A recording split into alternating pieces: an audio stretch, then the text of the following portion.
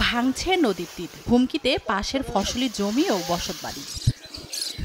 বর্ষা শেষে নদীর পানি কমে গেলেও হঠাৎ ভাঙন শুরু হয়েছে চাঁপাইনবাবগঞ্জের সদর উপজেলা অনুপনগর ও হারমা এলাকায়। পদ্মা নদীর সংযোগস্থলে মহানন্দার দুই পাড়ে নদীগর্ভে বিলীন হচ্ছে ফসলি জমি ও বসতবাড়ি। নদীপাড়ের বাসিন্দারা বলছেন, গত কয়েক বছর ধরে মহানন্দা নদীর ভাঙন দেখা দেয় ওই এলাকার 3.5 কিলোমিটার অংশে। বিলীন হয়ে গেছে ভাঙন রোধে ডাম্পিং করা জিওব্যাগ।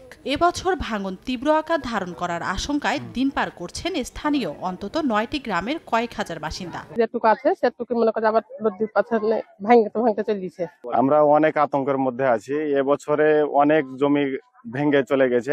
যাদের হয়তো 1 বিঘা আছে তারা তো আপনার ওই জমিটুক চলে গেছে। ওই জমিটুক যদি না থাকে তাহলে তারা কি খাবে? সরকারের মাধ্যমে আহ্বান জানাচ্ছি আমাদের এই নদীটা বাঁধার ব্যবস্থা করার জন্য। পানি উন্নয়ন বোর্ড বলছে, মহানন্দা নদীর ভাঙন রোধে একটি প্রকল্প হাতে নেওয়া হয়েছে। অনুমোদন পেলেই দ্রুত কাজ শুরু করার কথা জানান সংশ্লিষ্ট কর্মকর্তা। মহানন্দা নদীতে এটার পার্মানেন্ট প্রোটেকশনের জন্য আমরা একটা ডিপিপি জমা দিয়েছি। এটা আমাদের পানি উন্নয়ন বোর্ডের প্রক্রিয়াধীন রয়েছে। এটা আলটিমেটলি একনেকে অনুমোদন হলে পরে তখন এই এলাকার লোকজন মহানন্দাতে যে ভাঙন আছে সেই ভাঙন থেকে স্থায়ীভাবে রক্ষা পাবে। ভারত থেকে প্রবেশ করে চাঁপাইনবাবগঞ্জের উপর দিয়ে প্রায় 96 কিলোমিটার দীর্ঘ পথ প্রবাহিত হয়ে মহানন্দা নদী অনুপনগর হারমা এলাকায় পদ্মার সঙ্গে মিলিত হয়েছে।